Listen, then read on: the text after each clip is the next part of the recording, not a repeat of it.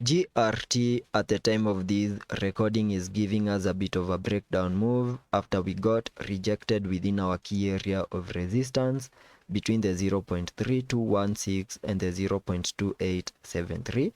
We have also continued to obey the additive structures, and on today's update video I will be discussing two possible scenarios that can play out for the next coming hours, so make sure that you stick around till the end of the video. And for those of you that might want to take a trade, you can check out BitGet, which is my go-to exchange, where you can see that on sign up you can now claim up to 6,200 USDT worth of BTC as a welcome gift. And all you need for registration is either your email address, and alternatively you can use your phone number for registration.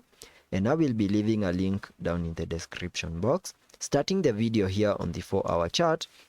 by first discussing this ABC corrective structure that I believe is playing out here on the charts, where we have the wave A high. On the high we made above the $0.35. We saw a breakdown move giving us a low below the 0.2275.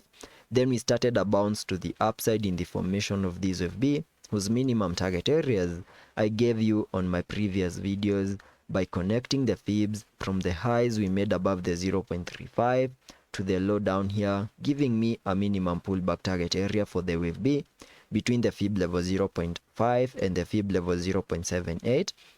and that was between the 0.3238 and the 0.2881, the area that I have marked on the charts using that yellow target area. And this area you can now see that it is now giving us a bit of a rejection to the lower side in what could be the start of a pullback in the formation of this wave C. And remember that this ABC corrective structure is playing out within the formation of this larger additive count 2, which is a corrective structure that is playing out after we formed a 5-wave structure to the upside, completing the formation of this larger additive count 1. And the minimum target areas for the wave 2 were given by connecting the fibs from the low of the first wave to the high of the wave 1, giving me a minimum pullback target area between the fib level 0.382 and the fib level 0.618, and that is between the 0.265 and the 0.213, the area that I have marked on the charts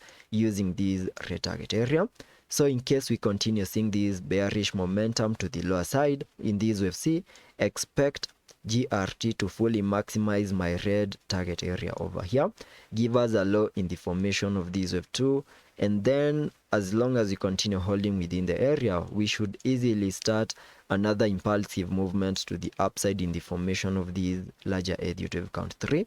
We also need to have in mind that since at some point we had seen a breakdown move into the red target area, there are chances that we could still have a low in the formation of this wave 2. But if that is the case, then we need to see the bulls give us higher prices, also give us a break above the upper side of this key area of resistance above the 0.3216. The moment that plays out and we also manage to break above the highs we made above the 0.35, then that will be indicating a more bullish case scenario, and that could be the start of that impulsive movement in the formation of this wave 3. So those are the two possible scenarios that I'm expecting to play out here on the GRT chart for the next coming hours and days.